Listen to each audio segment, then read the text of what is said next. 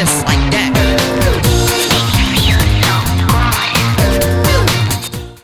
Eh bien, bonjour tout le monde, on se retrouve pour une toute nouvelle vidéo sur Sim Park Tycoon 2 dans notre merveilleux parc d'attractions qui a reçu une énorme update, ou enfin plutôt Sim Park Tycoon 2 en général qui a reçu une énorme update.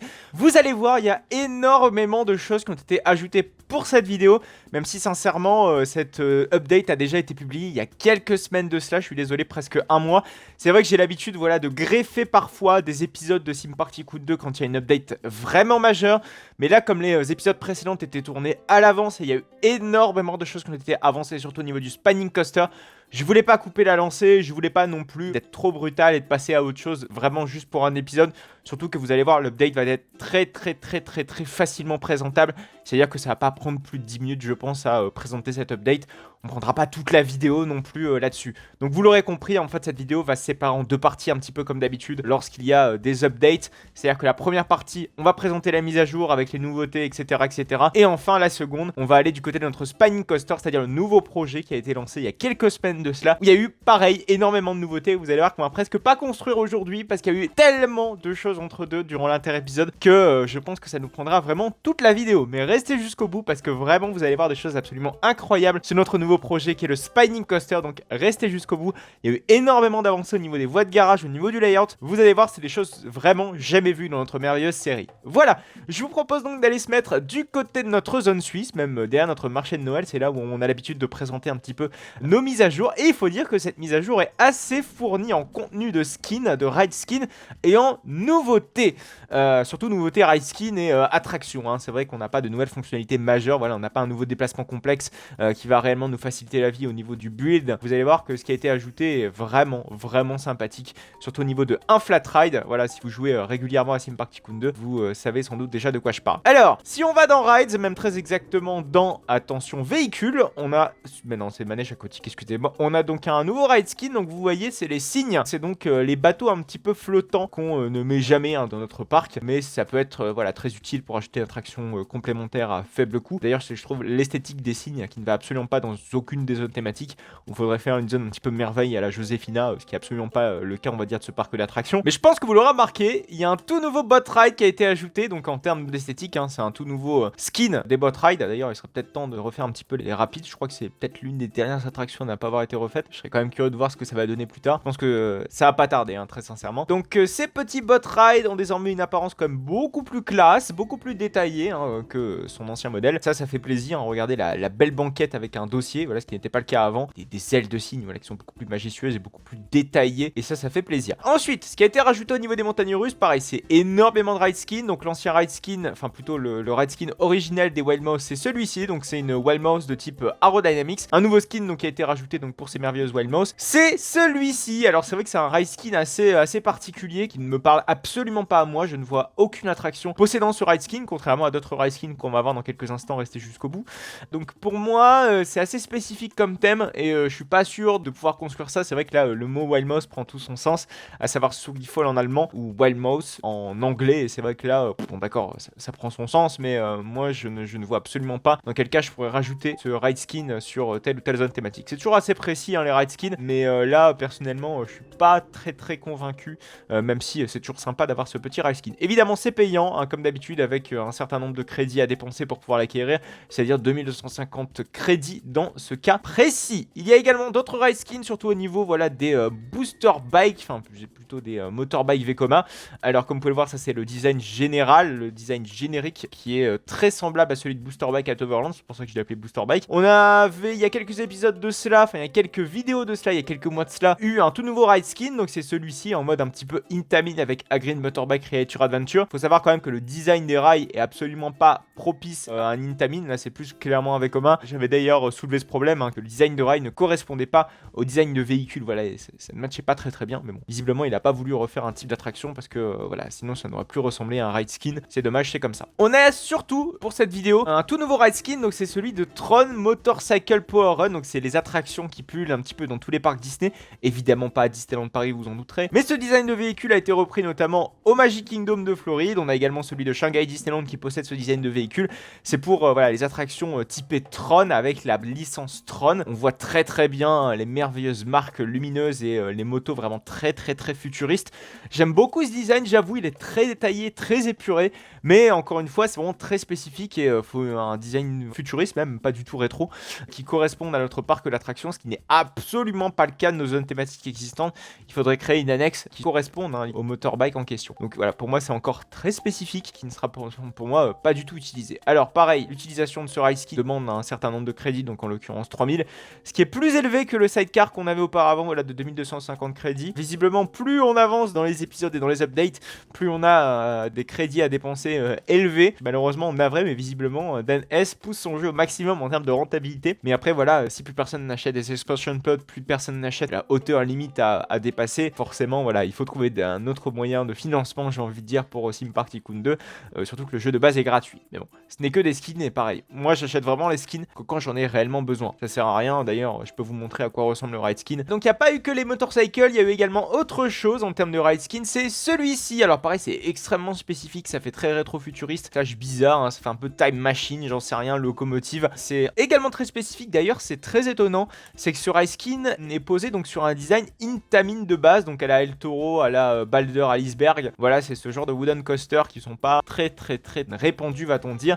C'est vrai qu'il y en a 3-4 modèles de préfabriqués Intamin. C'est vrai qu'avoir ajouté un ride skin comme ça, qui je pense n'existe absolument pas, bon, c'est très bien, hein. Ce sera sans doute utilisé par certains d'entre vous, mais moi personnellement ça ne m'intéresse pas. Donc celui-ci est au coût de 2500 crédits, très spécifique encore une fois, et personnellement le parc d'attractions n'en aura pas, je pense, puisqu'il a déjà un wooden coaster assez sympa dans la zone suisse. Je pense qu'il est désormais temps de passer à la pièce maîtresse de cet update, je pense l'attraction qui va vous faire le plus plaisir, qui me fait le plus plaisir également, puisque vraiment son utilisation est absolument dinguissime, puisqu'en effet on a l'ajout d'une attraction qui s'appelle Air Race dans Sim Park Tycoon 2, mais en réalité qui s'appelle surtout les Skyfly. Ces Skyfly sont construits habituellement par Gerstlauer, donc un constructeur allemand bien connu, et il y en a énormément de ces attractions. On peut en trouver notamment à Nigloland, hein, des Skyfly, il y en a aussi à Dwinrail, il y en a à Tripsdrill, voilà, il y a des choses qui sont assez répandues, donc ils sont réputés pour avoir un débit absolument calamiteux, mais bon, ça va pas nous poser problème, j'ai envie de dire, dans Sim Park Tycoon 2, vu que les files d'attente sont presque inexistantes. Alors, la spécificité de ces attractions, c'est qu'elles sont interactives, regardez, et ça c'est quand même vachement sympa. Alors on va essayer de changer de caméra et on va essayer donc de contrôler notre petit véhicule. Alors, pour pouvoir le contrôler, c'est extrêmement simple, vous devez donc utiliser la touche Q et D de votre clavier. Donc en utilisant la touche Q, vous pivotez vers la gauche, j'ai envie de dire, et la touche D vers la droite. Et ça permet donc de contrôler vos pales de manière assez précise et vraiment comme dans la réalité, puisque pour pouvoir effectuer la rotation, je suis exactement en train d'utiliser la même technique que j'ai utilisé dans bon nombre de ces Skyfly de chez Gerstlauer, et c'est merveilleux. C'est exactement ça, c'est exactement la même sensation, c'est exactement la même façon de pouvoir tester les rotations. Alors par contre, je suis assez surpris de voir à quel point notre véhicule passe extrêmement près du sol. Je pense qu'il n'a pas modélisé le fait que la nacelle entière se décale légèrement vers le haut pour éviter voilà, de se prendre ni plus ni moins que le sol. Donc c'est un petit peu dommage que ça n'a pas été modélisé, ou en tout cas pas suffisamment pour éviter d'avoir des bugs de collision visiblement. Donc ça c'est un petit peu dommage, regardez, on va être collisionné. Ah non, bon, visiblement c'est terminé. Alors de mémoire, je crois qu'en opérationnel... Ah non, il n'y a que les départs synchronisés, je pensais qu'on pouvait modifier... Quoi? Mais attendez, mais c'est dingo ça, putain, je n'avais pas fait gaffe à ça. Mais regardez, on peut voir le nombre de visiteurs donc dans l'attraction. Donc ça, cette fois-ci, c'est un graphique beaucoup plus détaillé. Des graphiques qui sont disponibles, je suppose, pour toutes les attractions désormais. Putain, j'avais jamais fait gaffe à ces trucs-là. Donc on va essayer de prendre l'hypercoaster, on va essayer de cliquer tant bien que mal dessus. Donc c'est dans les stades. Ouais, regardez, putain, c'est super bien fait. Donc des stades un peu plus détaillés graphiquement parlant. Ça, c'est vraiment très sympa. Et en stade, malheureusement, on ne peut pas voir le nombre de rotations. Ça aurait été vraiment très sympa. Mais malheureusement, c'est comme ça. Alors d'ailleurs, on ne peut pas modifier le nombre de passages que vous pouvez faire en termes de tours. Malheureusement, c'est fixe. Dans opérationnel, vous pouvez pas modifier ça. C'est pas trop grave, on va pardonner, parce que déjà le fait d'avoir ajouté un Skyfly de chez Gerstlauer déjà aussi détaillé graphiquement, regardez le bras comment il a été vraiment bien détaillé avec quelques petites marques d'usure avec le temps, c'est très sympa. On a même la fondation principale, vraiment c'est assez bien fourni en termes de détails, et en plus c'est interactif, voilà, ce qui est vraiment une grande première pour Sim Park Tycoon 2, et clairement j'en suis vraiment très satisfait de cette nouvelle attraction qui est donc les Skyfly de chez Gerstlauer, mais il est appelé Air Race, donc il est un peu mélangé, je vais dire, avec les Imperla, mais je pense c'est pour éviter de se retrouver avec un procès au cul de la part le A parce que je rappelle, hein, il y a toujours ces histoires de droits voilà, à respecter quand on conçoit un jeu. Planet Coaster en est un très bon exemple puisqu'ils n'appellent jamais voilà, leurs attractions, va-t-on dire, par le thème auquel ils s'inspirent. Le Motorbike Zamperla, enfin plutôt le Motorbike Vekoma ne va jamais s'appeler Motorbike, il va s'appeler toujours d'une façon différente. C'est des questions légales, voilà, c'est très important. Bon, le Air Race, comme vous pouvez le voir, on va pas l'intégrer plutôt dans notre zone thématique steampunk puisque ce serait la zone thématique la plus apte, la plus à même à recevoir ce genre d'attraction en termes d'esthétisme, etc., etc. Déjà, on a casé des attractions un petit peu au chausse-pied dans cette zone thématique, donc malheureusement, on n'a plus la place. Putain, j'ai vraiment très envie d'intégrer cette petite attraction, mais évidemment, voilà, on peut ne pas respecter ce thème qui est assez générique. Voilà, des avions, on peut très bien faire comme Toverland, qui l'a intégré à une créature un petit peu mystique avec Pixarius à Toverland, dans la zone Avalon. Voilà, très bien intégré cette année, qui a ouvert le 1er juillet, je crois, hein, Pixarius avec l'extension d'Avalon, dont j'aime beaucoup, vraiment, la thématique est assez originale, mais on pourrait trouver ce genre de petite parade pour pouvoir l'intégrer, va-t-on dire, à une autre zone thématique que la zone la plus évidente qu'on pourrait l'intégrer, c'est-à-dire la zone steampunk. Voilà, bah écoutez, je pense qu'on va passer désormais à la seconde partie de cette vidéo, à savoir